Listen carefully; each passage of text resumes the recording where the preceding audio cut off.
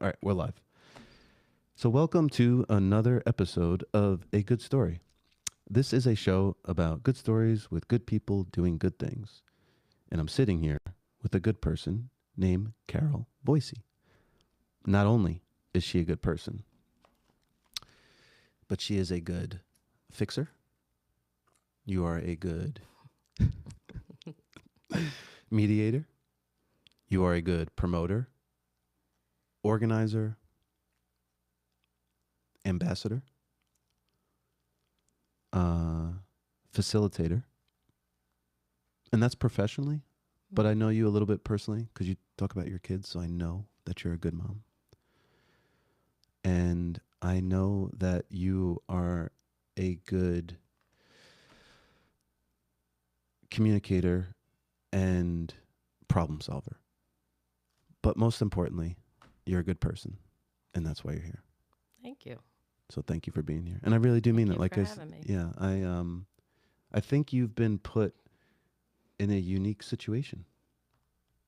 And I don't know if you knew what you were in for.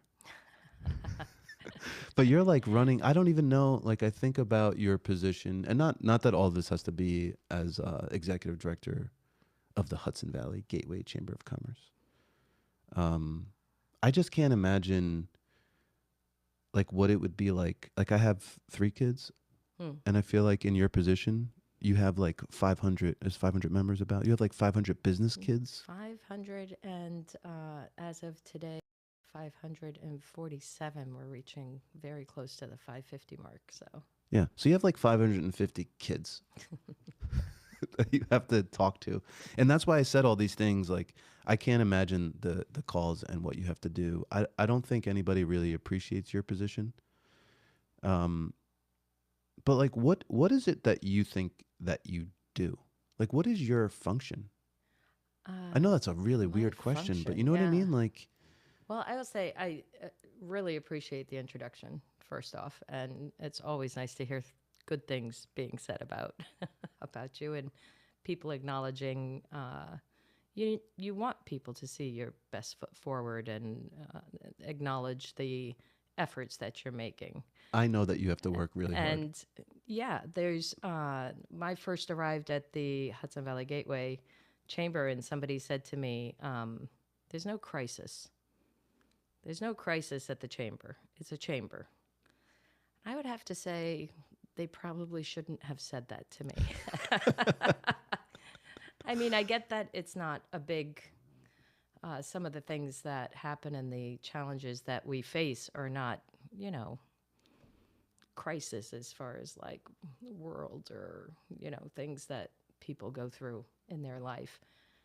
But there is a lot of navigating. There is a lot of mediation and conversations that happen. Uh, we have a really strong chamber.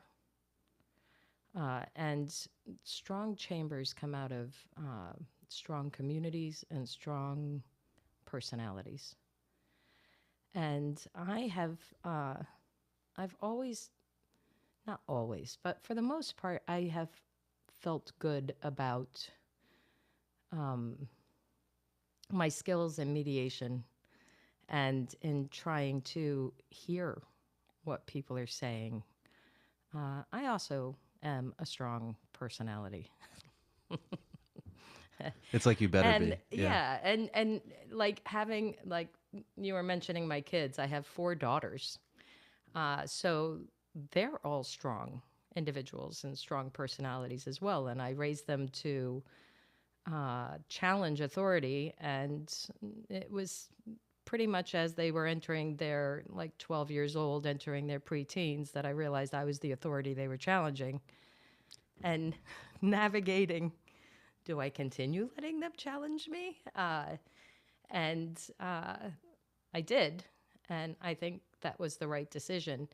Um, but people don't like to be challenged. People don't like to have their authority questioned. People don't like change. My life has been full of change. I think that has really helped uh, because I'm very aware of the process of change and helping people navigate through change. So that has been helpful because when I arrived at the chamber, me coming into that position was a change for everybody. Uh, Deb Alone, who was there before me, was there for 12 years.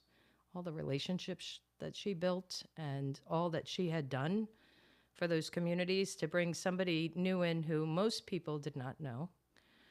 I knew it was going to be that first year, a year of change, not just for me, but for all the businesses and the sponsors and the board members and the people that, that's a real process that you have to help people navigate through. And I think that was my first year. I think my life, because I grew up in the Salvation Army, my family's 6 generations, all the way back to 1865 when it started in England. Wow. So part of that culture in the position that I was in meant that I would, even as a child, because my parents also held the same position, we moved every 3 to 5 years. So I was always the new girl at school. I was always in motion of change. So through those years, I've adapted and almost find it difficult not to bring change to a situation because I'm so used to being thrust into unknown places. Not everybody in my family handled it as well, like 3 out of 4 of my daughters really struggle with change. And I've had to tell them in advance, things that were happening, things that were coming, as much as I possibly could to help navigate that for them emotionally. And I find that it's the same with everybody, whether it's young people or your children or business owners or board members. We all react to change differently.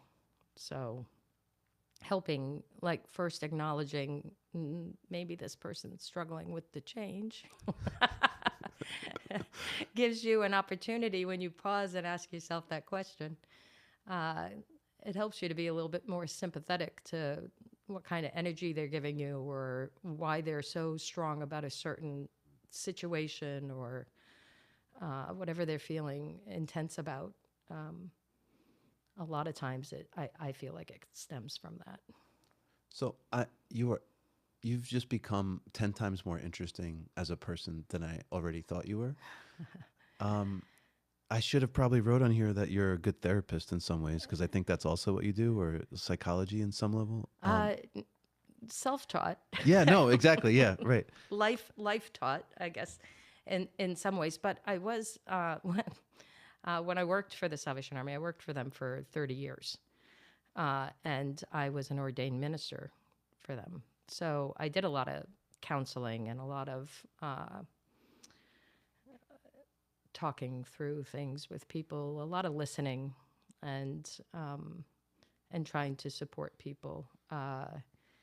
So that makes so much sense now. That is probably that, and the fact that my family has been doing that kind of work as ministers, as community leaders for 6 generations, trying to, do the most good. That's what one of the slogans of the Salvation Army is do the most good. So, yeah, and it's, so I feel like some of it's in the way that I was raised, inherent, but also I'm naturally an empathetic person, which isn't always to my advantage.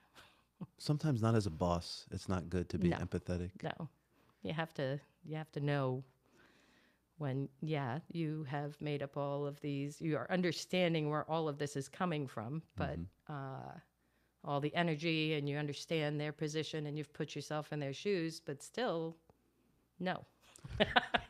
We still have to move forward. So I find those situations, I want to say challenging or stretching, but it is harder for me to,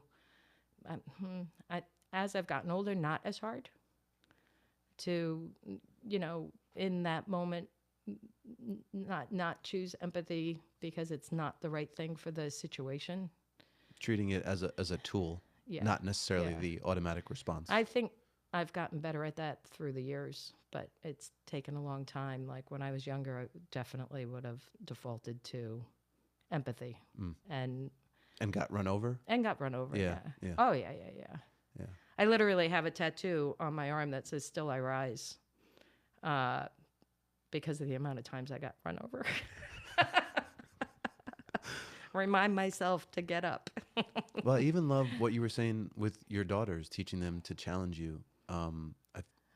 I listened to a clinical psychologist talk about how it was, at least in his professional opinion, that that was the best thing to show you that your kids are on the right track, that they were challenging you at home, Yeah. because it showed that they were comfortable doing that. And what they're actually doing is practicing on you before they enter the world and do Right. it for real. Right. Yeah. And So I just think that's awesome. That's why you're a good mom. That's what I see. I knew it. I knew it.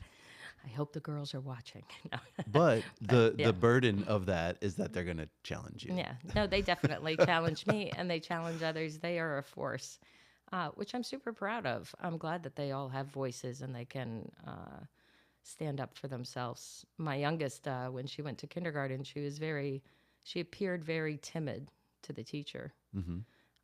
And 2 weeks in, the teacher had a conference with me and said to me, she came in and I thought she was the most fragile thing ever. And we were going to handle her with kid gloves. And I was watching out for her but she knows how to hold her own. I said, she's the youngest of four. She definitely knows how to hold her own. She might be quiet, but you push her too far. She knows how to articulate her feelings. So, and I was super proud of that. I was proud that, her personality came out in that situation and they could see that she does have that strength within her.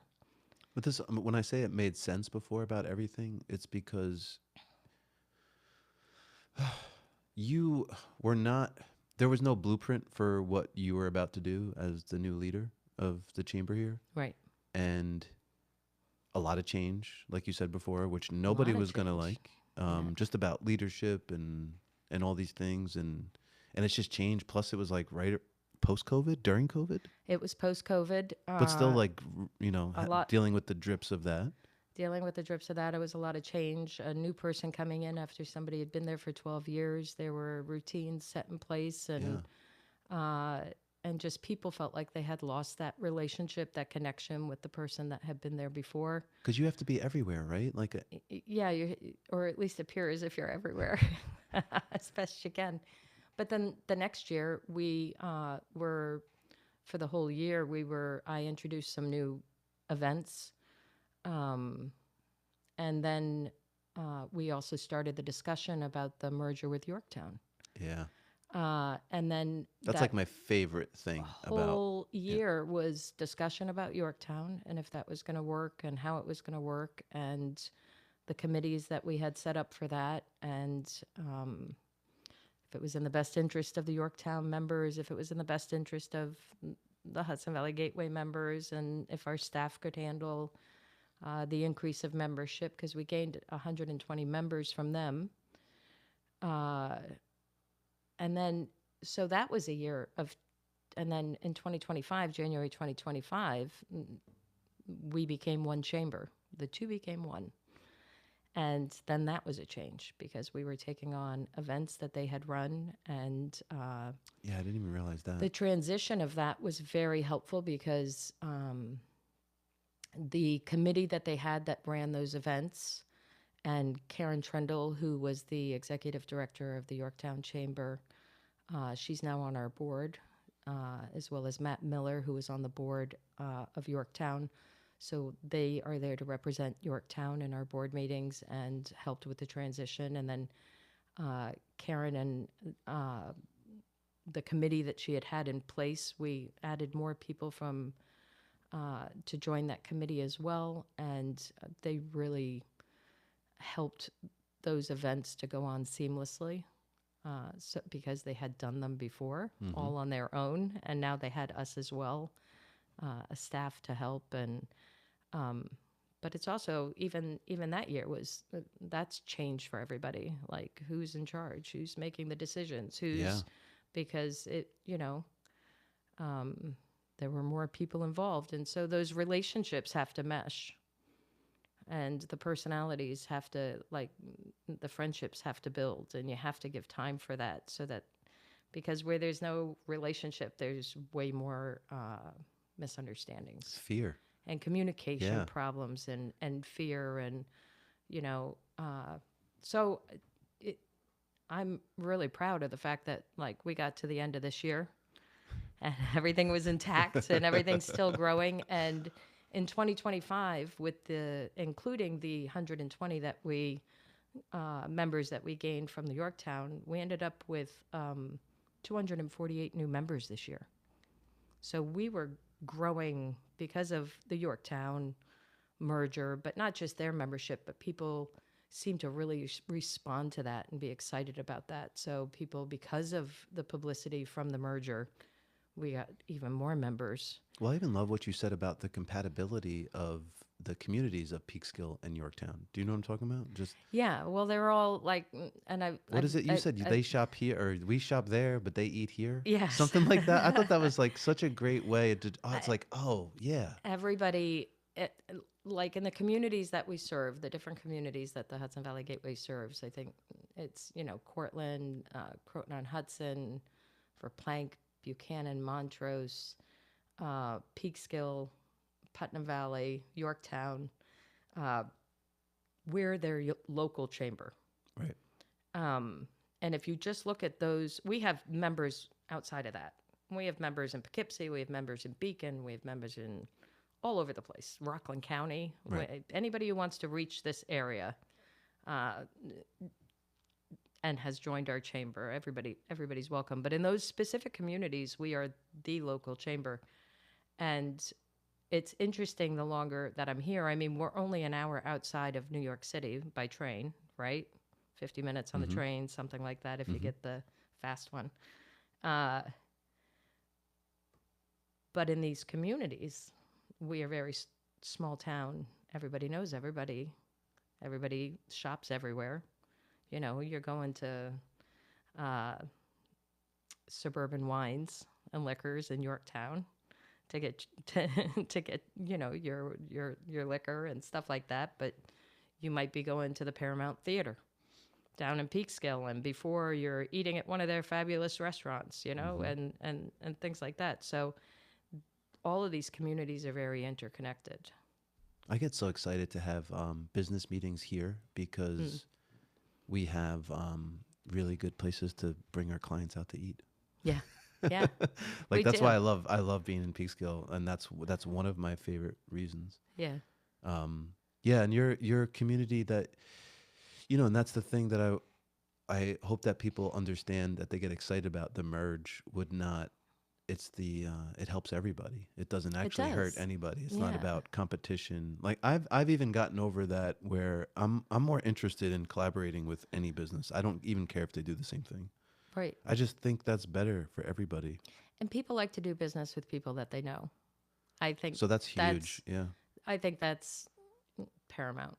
I don't advertise besides chamber stuff, like your chamber, a Business Council of Westchester, Nonprofit Westchester. I'm in Association of Development Officers. I'm in the Brewster. I'm in. Like you also don't have to be just in one chamber. Like you should be in a bunch. Yeah. That is like all of my advertising and marketing for the most part. Yeah, and the networking, like the networking events that we have and things like that. You're meeting not only with local dignitaries who you might be able to have a conversation with after the meeting or before the meeting. You're meeting with other great nonprofits if you're looking for giving back to the community or collaborating with them in some kind of promotion. You're meeting people who are really working hard in their local businesses to support the economy, and you're able to make those connections. And then when somebody asks, who would, do you know a plumber? I go, oh, well, I met this really great plumber at the chamber networking event. Or I even find out about stuff that I didn't know was happening. I went to your breakfast, and there was a guy. One of the guys stood up. I think he won the raffle that day, and he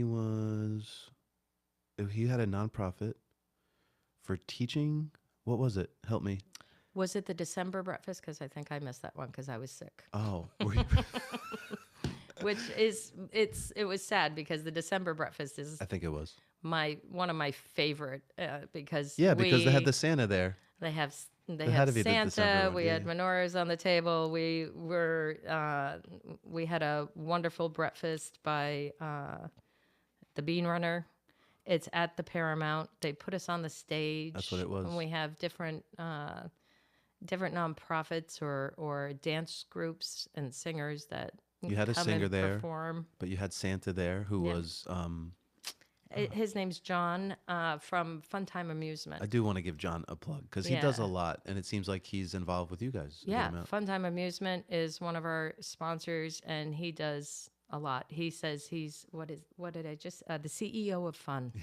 That's how his email is, and he's located at the Jefferson Valley Mall. But any kind of party or event or amusement park rides or vending things or kids parties or weddings or whatever. Like we had a recent event at the chamber for a grand reopening because we had refacing of the front building. We expanded our lobby,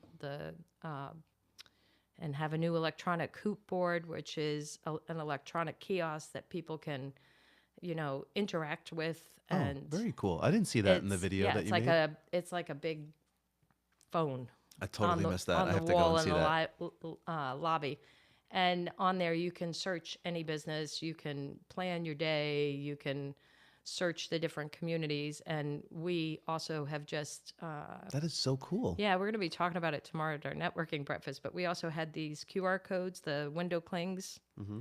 made so that every business can put the QR code on their business.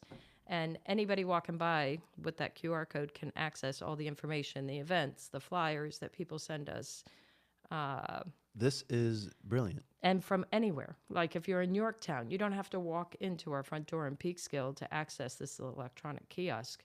You can, as soon as you see the QR code in Yorktown, You or scan it Croton and on it brings you Hannon, to a and website, it brings you to the actual. or is it an app? Or Yeah, you can download an app, or you can just follow our hoop board, which means that any new advertisements that go up or anything new that's happening, or you can, if you download the app, you can actually plan your evening out. Search for where the local restaurants are. Search for where the tickets for Paramount are. You can access all of that I am fascinated from by this app. this. Yeah. This So is this is a game changer. It's yeah, what it sounds like. This sounds so cool. I'm hoping. Yeah, we're gonna present it tomorrow. We already have like 2,000 of these window clings There's that we no can. AI associated with it because I'm just thinking about, like, you can get into a Tesla and just be like, hey, I want to go take my dog to the vet, and then I want to go get something to eat, but not something too pricey. And then after that, I want to go, and then your Tesla would just go boom, boom, boom, and It map just it all takes out. you. Yeah. It would be so cool if you could do that, like what you're saying. Like, hey, I want to go out to eat. I don't want to stay out too late, so I want to see a I show. don't think it's voice activated, but But maybe but in the future. eventually, oh no, that's where this is going. I just got so excited about that. That is so And cool. also, if you like walk into our lobby and interact with it there, it also has the capacity that you can the whatever information you found and you saved, you can download it to your phone and walk out the door with it on your phone.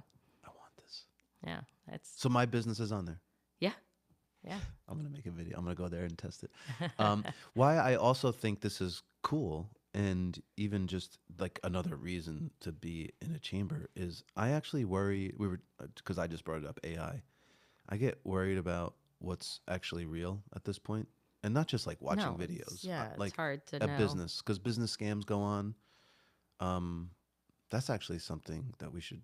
I'm sorry, my ADD will take over a little bit sometimes here, but there should be something. I've been attempted to be scammed by another business at least 3 times in the last 6 months. Yeah, Like yeah. fraudulent things. So to know that somebody is legit and somebody else knows them, that to me is really important right now. They say more people will do business with you if you belong to like a local Rotary or Lions Club or the Chamber of Commerce. If you, it's like it lets people know that it is legit. Like with AI out there, that do they belong to the chamber? And a lot of people, again, we'll be talking about this tomorrow at our networking breakfast. But a lot of people don't realize that when they join the chamber and they go on to their member portal, that they actually have a digital. We provide the digital logo of the chamber to say we are endorsed by the chamber. And you can just add it to your website Yeah. that we are an official member of the Hudson Valley Gateway Chamber of Commerce. But we've also had some AI like bots on Facebook recently who've been trying to redirect for our events, Holy cow. redirect people, and but like I said earlier, we're so local that like if somebody named Susan on there is saying, "Oh, this is the wrong link. Come to this link for this event, or you won't be able to register." Everybody's like, "We don't know that person," because that's the relationships get built, and people know who belongs to who. That's the goal, is that we're all connected, and you can say, "Yeah, I know this person. I know they belong to the chamber," and it's not fake. Since you hear from 550 businesses, sort of, you may not hear from all of them. Yeah, not all of them are calling on a daily basis. Thank God. Are there any like trends that you hear? Is there anything like this is what businesses are most concerned about? This is what businesses are excited about? Is there anything you can talk about with that? I know they all want more business, Well, everybody wants more business, but it's,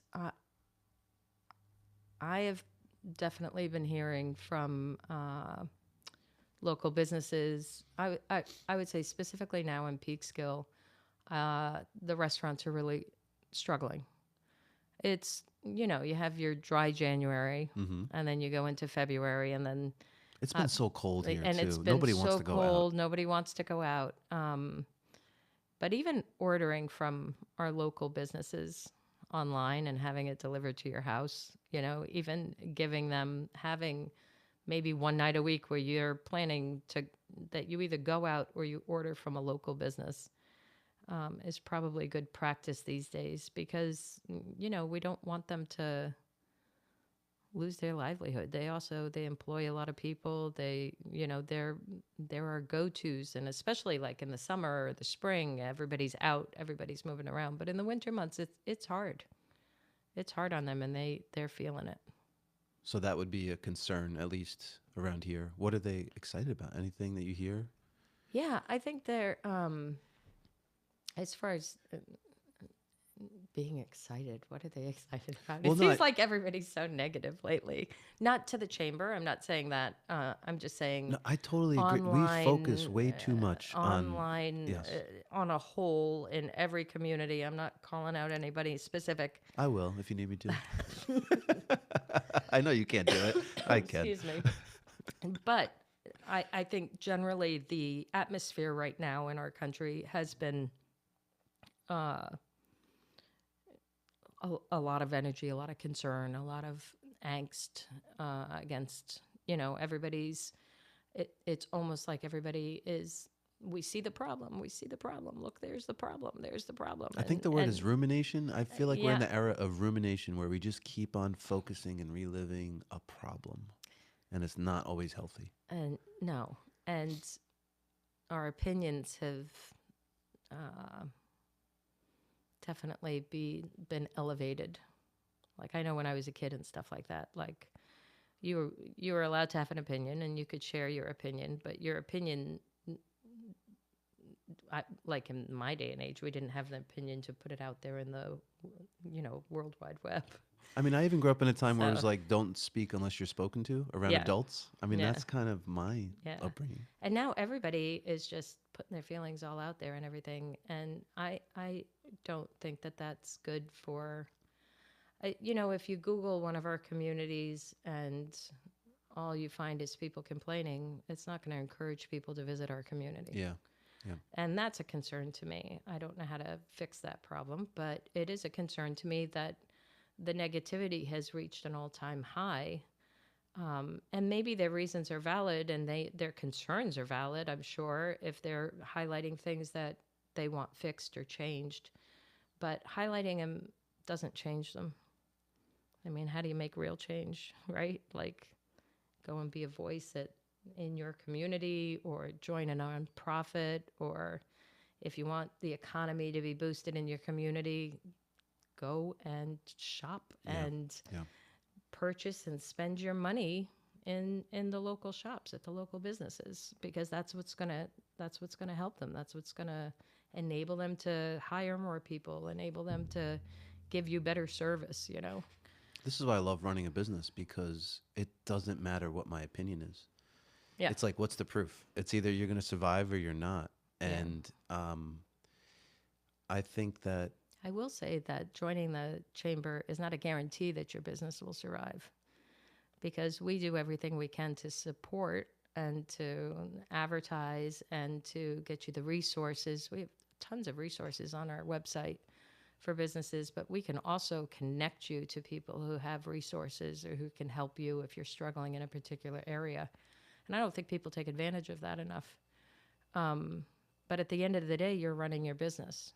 We are, we're the community that's here to support you, but we have to know specifically what support you need so that we can address it. I want more business owners. Yeah. Because this is what I'm saying. Like with me, it's like and this anecdotal, and I think this is a lot for some people, is it does give you purpose. Like, especially for what I do, it's not, I think you can find purpose in anything, but you want to, this is my little, what am I trying, I'm like preaching to somebody here. Cause I just have competing thoughts. A reoccurring thing that's coming up that I'm hearing is a lot of younger men don't have purpose. Like they don't know what they want to do. The roles in their life have changed, and they're trying to like sort it out and navigate that. It's so depressing to me to even hear that, because it took me probably, when I realized that this is what I wanted to do and how I wanted to do it, I was probably in my early 20s. And I felt like I was a late bloomer to find my purpose. And I was probably just in a good amount of time finding that. Yeah. But once I figured that out, everything in my life changed and it got better. But before that, yeah, no, nobody wanted to know me pre-21. You know what? I think also, I'm actually glad that you mentioned that, because I feel very strongly that, once you get out of college, it's hard to find any friends. Like, you had your friends were in the dorm with you, or they were in your classes, or even if you don't go to college and you get out of high school and everybody goes to college and then you're left to flounder on your own. And again, that's change, right? And we don't teach young people in their 20s that that's coming. We don't talk about that that's coming. We don't talk about how to navigate through that. Where do you go to find friends? Where do you go to find community and feel like you belong? Which now I'm going to do a very blatant plug for, shameless plug for our young professionals group. But honestly, that it's not like, oh, I'm a young professional, so I should do networking with other young professionals.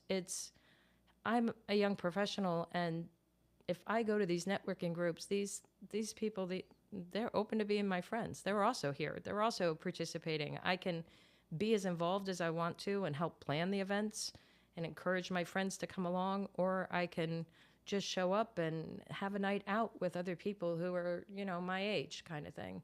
And it's a great place to kind of feel like you belong and navigate in there, and also, learn things along the way to help support whatever you're doing.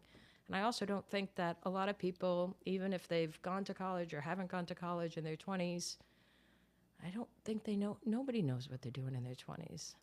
I mean, it's and people and I feel like they feel, and you're not supposed lost, and you're not supposed to. And you're very fortunate if you have figured things. it out. Right.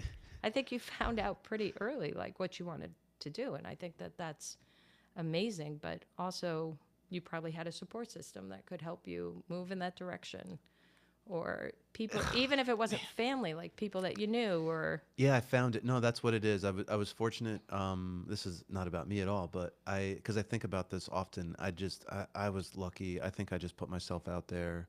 But like, when I say I was troubled, like, I was not, like, I was a problem. Yeah. Like, you wouldn't have want me to have dated one of your daughters. Let's put it that way. You would have been like, all right, he's got a nice smile, but you need to stay away from him. Like, you're not going anywhere. But I was just lost. And that's, I think about it all the time. Like, that's what I want. And when I see kids on their phones, isolated, and it goes both ways. It's Yeah. on, girls and boys, men and women. It doesn't matter. They're all being sucked into a place, and then when you're trying to find meaning or purpose, you don't know where that is. And I'm not saying that Yeah. comes from work. I think a lot of, or creating a business, I think dignity comes from work. And I think you can find, like you can turn something you're passionate about into an income, which is really, Yeah. that's my personal story. And I think that's an that would be ideal for like I know that you're very active with the New Era Creative Space. Yeah. They're part of the chamber, one of the nonprofits that's part of the chamber, and they make a big impact on young people and they're building community. And we also have the Black Diamonds, Yep. Martin McDonald, who does an amazing job with I've worked with them the too. young men that he is mentoring and raising, with their families. But the programs that they provide, they're part of the chamber. There are so many ways to get connected.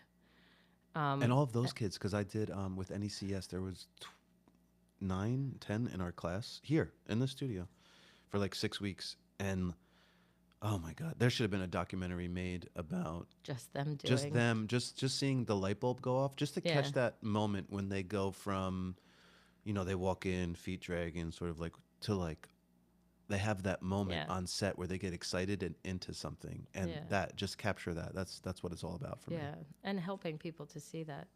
One of Julia Miranda Roach, who you've worked with, who is our media and communications associate at the chamber. She when she was in high school, she interned for the chamber, Wow. and I didn't find that out until after we hired her. Who interns for the chamber? Yeah, when she I didn't was even know you could do when that. she was in high school, she interned for the chamber. But just things like that people have, they can see more of the options out there that are available to them, because not everybody is, a banker. Not everybody's a business owner. Creatives, especially creatives, need to be exposed to different avenues of, you know, life goals or things that they would want to do before they settle. I think a lot of people that struggle and those who don't immediately know what they want to do, oftentimes are creatives. And That's me. I'm guilty. yeah, I'm a creative. I got thrust into the family business a long time ago, and that was great. But if I didn't have that, I think I would have really been lost as well. How did you become an ordained minister? Sorry, you said that the- like 30 yeah. minutes ago, and I just let that Just slide. slid that in there. Yeah. Well, because you were talking about your 20s, and I was thinking about my 20s, and I was thinking I have a And that's when you became a minister? unusual 20. I entered into the Salvation Army's seminary program in Suffern, New York, at the age of 20. I believe that I was accepted at the age of 20 because my family history, it Yep. was definitely part of why they accepted somebody as young as myself. Because even that's not typical to be that young. They don't believe you. No, I just think I wouldn't recommend it. But I'm not in leadership with them anymore. I don't know what their age cutoff is. Maybe their numbers were But low at the time. looking I don't know. looking back, I thought, oh my gosh, how I guess they saw something in me. I'd like to believe the positive in that. And But there's a test? no, well, there is like a whole interview process and everything that you go through, and you have to be a member of the Salvation Army, and you apply, and they do interviews with you and everything else. And I got accepted. It's a 2-year living in Suffern program at the seminary, and then you have 5 years of continuing education afterwards. But you're in the field leading one of the Salvation Army community centers / churches. So I went in. This is so amazing. I turned 21 in And I don't think I realized this about Salvation Army. I thought they were no, a just lot like of a people food in and not food, but clothing and yeah, furniture. and in the United States, a lot of this the work of the Salvation Army and the way that we're known is through the thrift stores, Yeah. which is attached to our our it's not mine anymore, but adult rehabilitation centers. So it's part of a work program to help with adult rehabilitation. Um, and it's probably that and our disaster services where we go in and help after hurricanes and things like that. In America, I think that's what we're mostly known for, but in other countries, it's in 100 and I think 48 countries. Uh, they really, in the country, they will adapt. Australia is more about social justice, anti-human trafficking, and the things of that nature, and education, children's homes, and some of the different countries in Africa, they have hospitals. So whatever the country, so if you were to meet Salvationists in, say, Kenya, Mm-hmm. they wouldn't know what you were talking about if you mentioned the thrift store Right. or the trucks. And so when I was a kid growing up in high school and everything, and people would say, "Oh, your parents are in the Salvation Army. Does your dad drive a truck?" And my dad didn't drive a truck. My dad was in charge of the finances for, the state of New York or whatever. Like, there are a lot of different positions. But so I turned 21 in seminary, and one of their rules is, no drinking, No boys. no smoking, none of that. You had to marry somebody who was also That's right. You could get married. in Yeah. the program, in also being Oh. ordained as a minister. You couldn't marry somebody who wasn't being ordained as a minister at the time. Now I think that in some of the countries they have softened that a little bit, but it's because they want you both in agreement, because when they decide to move you, the whole family's got to go. Yeah. So, um, And yeah. it's a change. Honestly, like not I don't know if ministers are like priests, but there used to be a time when they were not allowed to get married because you had to put God Yeah, first. So if you were married, you may choose your no, wife over the God. Salvation Army comes from a Methodist background, so Yeah. you were always allowed to get married. Okay. The minister was always allowed to have a spouse, but the difference was that in 1865, the Salvation Army ordained women to preach, and that's That had to be in the so Christian. controversial, right? Yeah, even today in some denominations, that's controversial. Uh, so my mother was a preacher, my grandmother was a preacher, my great grandmother. So it's like in I our need to hear you family. preach. I need to hear you. Do you have anything recorded? I might have something I could send you, but You're so interesting, not Carol. I didn't not even some of know. my best stuff. Yeah, You were interesting before I knew this about you. so I was there for 30 years. I did a lot of work. Most of my work was I did 10 years overseas internationally uh, for the Salvation Army What countries in were you? Eastern Europe. Okay. So in 97, I moved to St. Petersburg, Russia, and was in charge of the community center in the church there. So you speak Russian? Yes, I do.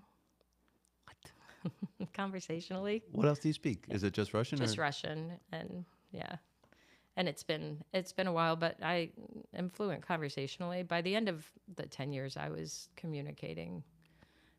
I, uh, I had a taxi driver once at the Moscow airport.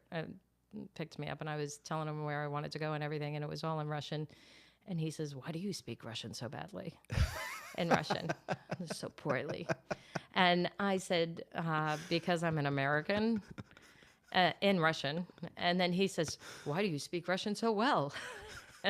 He said he thought that I was from like one of the Baltic Yeah, yeah. states or something, and that I just hadn't done my homework on my grammar. So my Russian's not perfect, but I definitely can be That's understood. fascinating. So Now, is Salvation Army privately funded, or is that is it's there a an revenue stream? it's a 501c3. It's a nonprofit.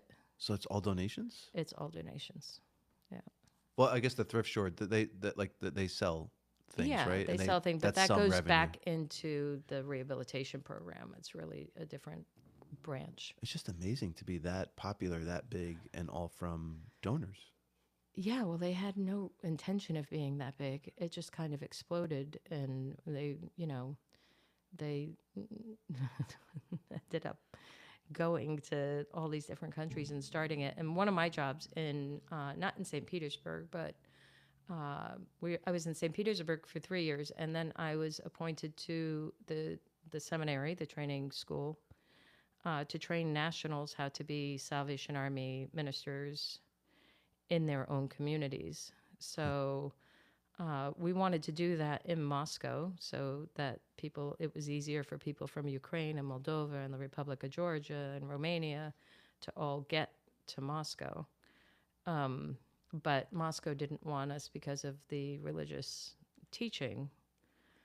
So the Salvation Army in Finland actually opened up a building that they had, and all of those who had gone through the process and were going to become ministers in the Salvation Army from those 5 different countries, husbands and wives and single people and their children and everything, came to Finland with us. And we kind of lived on this compound. I know it sounds kind of crazy, but I was not only in charge of personnel, but I was also in charge of like any of the family issues that would come up. And Did you have any of your kids at this time? Taught some classes. Yeah, when I went to St. Petersburg, I had 2. When I went to Finland, I had 3. And then when we moved to the Republic of Georgia, I had 4. So, wow. But they were all born in the United States because... And they all speak Russian? They speak a little bit of Russian. When we lived over there and they were children, they did speak Russian. They played outside with the kids, and they were able to go to the store and buy things and ride the metro in Moscow, and they were able to navigate and get around. What a cool life. But when we came back to the United States, they didn't really have anybody to keep communicating in Russian with other than us, their parents. So it was super helpful. When we would be at a meeting and they wanted to go home, they would just come up and say in Russian to me, "Я хочу идти домой." I want to go home. And then the people talking to me didn't know that they were being rude. So how do you do this for 30 years and then go, I want to run the chamber now, Chamber of Commerce in Peekskill? Well, life is a journey. I mean, you were ready for change. You like change, so you were ready for something different. I was ready for change. Were you looking for something like that, or did it come across and you were like, yeah, I could really fit only into that? knew what I had done. And because my experience in the Salvation Army was so vast, like being able to travel, going into different countries, having to adapt to the different countries, having to, learn the language and live in a place and raise your kids in a place that you were not raised. Mm-hmm. In coming back, when we came back, we went back again to Moscow a little bit later. But like I had some personal life experiences that happened, one of them being my divorce. It's difficult for conservatives when people in leadership, especially high leadership, fail at their marriage. So I think that played into some of the... You're talking about it within the Salvation Army, Wow. within my, peer groups and leadership, and what are we going to do with them now? And that type of situation. And where I was before being invited to Australia to be a public speaker to women's groups of 500 people and all of that, and did my work over in Eastern Europe and everything. My divorce really kind of shook some of the leadership. I think they took it personally, like how it was a reflection of them, or or they didn't catch it in time, or whatever it was. And they probably don't want to let other people think that they want, that they could also do that, right? And so in that process, they moved me to Peekskill. So we have a local community center here in Peekskill on Nelson Ave, across from City Hall, behind Dramatic Hall. And I was in charge there for 3 years of the community and of the church as well, and the soup kitchen and all that they do there, the children's programs and all of that. And So were you a member of the chamber? I was a member of the chamber. Deb Malone talked me into being a member of the chamber. And so I came into Peekskill, and it was kind of So I was a lieutenant colonel at the time, and it's not really a lieutenant colonel. Peekskill's not a lieutenant colonel position. Peak, Peekskill's a new lieutenant Okay. or a captain, like because they have the ranks that go up as you, depending on the 'Cause it's an army. responsibilities that you've had. They took the army thing a Yep. little bit far, and I loved it. I loved being back local, being back in community. Originally, when I joined the Salvation Army, that's what I thought I'd be doing my whole life. Yeah. I took some twists and turns, and I ended up over in Eastern Europe. But I enjoyed being with people, and at some point, you get promoted away from people. You get promoted to overseeing the projects that are being done, or overseeing the countries and the way the Salvation Army is being run in those countries, and you show up for special events, but you're not on, it's the front lines kind of thing. So I enjoyed getting back to that. I said yes to it. I came to Peekskill, and I really, I really loved it. I joined the Rotary. I met a lot of people. I became connected in the community. And then when I got to my 30 years, I was like, I think I'm done. I think I need a change. After traveling the world and everything and doing all of these other amazing things. Settle down, Carole. I Settle. just felt like it was time for a change. And I still had 15, because I joined so young. I still had 15 years until retirement. Holy moly. And it just was like this overwhelming thought to me, another 15 years. And because they were unsure of what to do with me because of like my divorce. And I was like, I think the best of what I could do, I did. And it's time for change. So, what a pivot in life. I just think, it's just because it's nonprofit, like giving back. It's a different mindset to, I know the chamber is a 501c3 also. it is but a nonprofit. it's about driving so there's, business. Well, it is a nonprofit. And so a lot of the, the grant writing and the, all of the ways that like technically you have to handle nonprofits and stuff like nonprofit leadership. I was up to par on that. That wasn't a problem. Right. But the shift, and the other thing that also I think was very similar was community. It was all about community. It was connecting with the community, building relationships. How do we help? What is the need of this community, and how can I meet that need?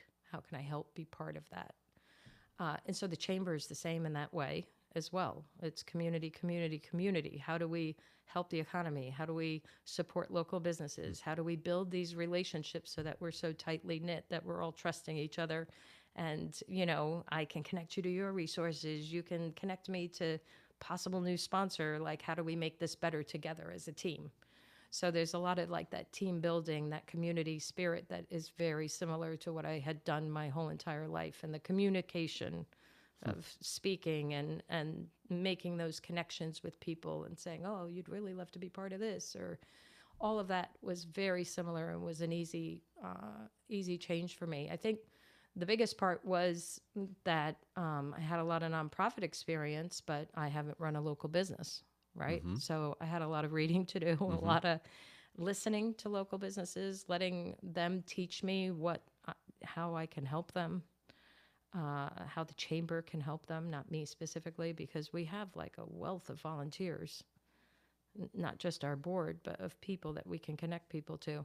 So it was a learning curve for me with that. It was like language wise, it was a learning curve for me too, because there are languages, like the way that you communicate with people in the business world, that is very different than the way that you talk to people in like the Salvation Army world.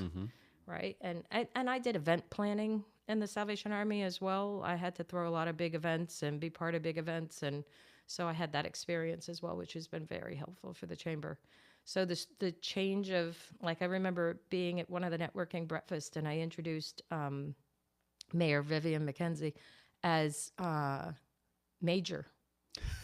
Because it just like came out, because it was like in my head. But enough people in the room knew my history and knew why that. So then they're all saluting me and everything. So things like that happen. And like we would always do these events in the Salvation Army that were women focused. So it would be celebrating women in ministry or supporting women or something. And so we have this, I brought into the chamber in the 3.5 years that I've been there, our Celebrating Women in Business event where we support women driven businesses and women owned businesses and businesses that support women. And we're having our third one on March 27th this year. And we're excited about it. But the amount of times I have to stop myself from saying celebrating women in ministry instead of celebrating women in business because my brain is wired. You're programmed, yeah. I'm programmed, yeah. So it's that was probably for me just the biggest change. And I think everybody, anybody who goes into a new position and a major life change when I think I was, already well into my 50s when I made this decision and this life change. You second guess yourself. You're wondering, is everybody going to find out I don't know anything about businesses? And you worry. And then I realized at one point when I was really kind of stressing about that in the beginning, they're all going to find out I'm an imposter, that kind of thing. That I would have told you a secret. They're all faking it too. Yeah, So nothing to worry about. you hear that all the time, but you wonder. But I realized that I don't need to know all the answers. I just need to know the people who have the answers to those specific questions. So I don't have to solve everything. That's what being a business owner is all about too. Yeah. I don't have to have the answer for every single business. I just need to know what your question is. And if I've built the right relationships, I can connect you to the person who can help you. And that was a game changer for me. So it took the pressure off. In a lot of ways, it's interesting. The things that you learned, this is my take on your history. That's So my take on your life. Yeah. what you learned over 30 years, you couldn't have read in a book. So Yeah. that prepared you for the position, and the stuff that you had to learn, you didn't need to spend 30 years on. You could have just read it, which Yeah. is the business side of it. And it sounds like it all prepared you for this. Yeah. In some ways. Yeah. I don't know if you look at it that No, way. I do. I think life does that on a bigger scale. I think like even with my different assignments, because they move you so often in the Salvation Army, like every 5 years or something like that. I think the longest I stayed anywhere was 7 years in Montclair, New Jersey. But every Out of all places. I know, right? When we came back from Russia, that's where we went. We went to Jersey. When were you in Montclair? What years? What years? 2003. Okay, to 2010? Yep. And then we went to Maine, and we were up there for a year. And then international headquarters called us and asked us to go back to Moscow to be the second in charge of the Eastern Europe territory, which was those 5 countries I'd mentioned earlier. You know what I realized? You've been saying Moscow, and I always say Moscow. So is the correct pronunciation is Moscow? Yeah. Yeah, I gotta. Every American says Moscow. Moscow. I gotta stop doing Moscow. it. Moscow. I feel like that's what I learned today. Well, so I've kept you here for an hour. I think we're pretty good. I'm serious. Like I am so much more fascinated by you. I really think this is so interesting. We'll have to have some tea, some chai, like they do in Russia, and I could tell you some stories. I want you to tell me stories. Embarrassing stories, good stories. And, like anytime you put yourself in I think most of our conversations have been about change, but anytime you put yourself in a situation that is, you have no support system or you have no, like you're thrusting yourself into a new situation, I think it causes you to grow. Yeah. And in my experience of not only being in those situations, but also watching other people come from other countries into like Russia with us to work with us and watching them change. If you don't have a sense of humor, you're not going to make it. You'll end up, the sense of humor is huge. You have to be able to laugh at yourself. You have to be able to see the ridiculousness sometimes of whatever the crisis might be. And that's kind of full circle where we went because Yeah. we were talking about maybe some of maybe our issue, society issue, whatever it is focusing on the problem. And sometimes it's like, I hate to say that being cliche and like let it go and move on, but there is a little bit of that. You can laugh some things off. Yeah. You don't need to take everything so seriously. Yeah. Yeah. Um, I think laughter was very helpful for me in those situations because, like, even with learning the Russian language, I got small babies. My mother's nowhere near me. I got no, you know what I mean? Like, I'm yeah. living in a country that I've never lived in before. I don't know my whole extent of knowledge of Russia before I went there. And there was no like Google, No, not even Google. no, we didn't even have, like, I used to fax my mother outlines of my kids' hands so she could see how they were growing because Oh we my didn't even have gosh. like email or anything like that at the time when or cell phones or FaceTime or anything like that. So it was, I think you could actually empower a lot. I'm glad that you talked about the woman aspect because I think I'm going to end on this because this is important for somebody to hear. It's not necessarily me. I was very fortunate to have references of very, I don't know how I want to say it, significant, powerful women in my life. Like hmm, I was telling this, I had somebody on a couple episodes ago. My mom went to college, worked for Pepsi as an accountant, 30 plus years, still works like to this day hmm, at 70 something years old. My Aunt Marianne's college, IBM, 40 years, something like that. Just some sort of IT professional. I don't even know exactly what she did. My other aunt, these are all sisters too, college doctor. It was the brothers who were the plumber and like the electrician. Not that I'm demeaning those things, no, no. but what I'm saying is it was the women in my family who more were the providers Yeah, or the breadwinners in a lot of ways, right. and they were in a lot of ways my role model. So what I'm saying is I have that already. Like I understand. I want you to share your story more because I that's like really profound what you went through. I think you could help out. I mean, men and women, but I think women could be young women could be fascinated by just what you just said there about having to do so much with so little. So I don't want to make your sound like a sad Mm, story here, no, no, no. but you had so little support. You know, there was no, oh, let me watch a video on how I can do this, or let me look up Rosetta Stone on how to speak Russian. You know, Yeah. like you probably didn't have those things. It Well, was we just, we got like 2 weeks of Berlitz language yeah, classes yeah, right. before we went, and I could say hello, how are you, and then they would talk back to me, and I didn't know anything, and I still had to go to the grocery store. I mean, the amount of times people ripped me off because it was all rubles. You had to learn Mm-hmm. the new currency was new. Currency was new to me. The language was new to me. The cultural situations that I was put into were new to me. Um, the food was new. Everything was new. Everything was new. And I didn't realize until I was there. I was about 27 when I first moved there and had two small children. My oldest just turned 2 when we got there, and my youngest one was 4 months. And I literally, I probably cried for the first 6 months because it was just such a big change, like right into the deep end. But I would do it all over again because of those challenges and those situations where I had to figure it out and learn the language and learn the culture, and I'm richer for it. So I'm glad I did it. Thank you, Carol. I'm I'm gonna watch this one back. I'm so fascinated by your story, and we're gonna talk more. But that is Carole Voisey. Really, really such a good person, and I learned so much more. And I just appreciate you so much more as a leader for what you're doing. But like I always say, overall, just as a good person. So thank you for being here. Thank you. Really Thanks for appreciate it. having me. And you're done.